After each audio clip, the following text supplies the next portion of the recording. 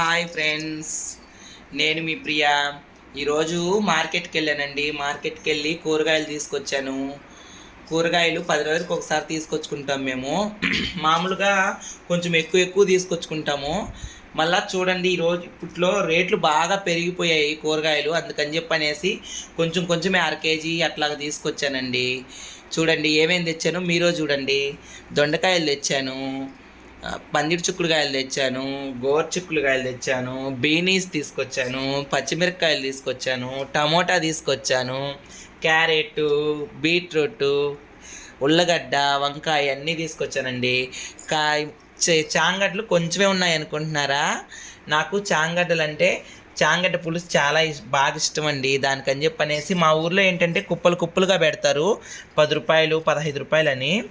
అందుకని చెప్పనేసి నేను కొంచెమే పులుసు చేసుకుందామనేసి నేను ఈ కొంచెమే తీసుకొచ్చానండి. మీకు మీ ఊర్లో ఎంత రేట్లు ఉన్నాయి కూరగాయలు కామెంట్ చేయండి.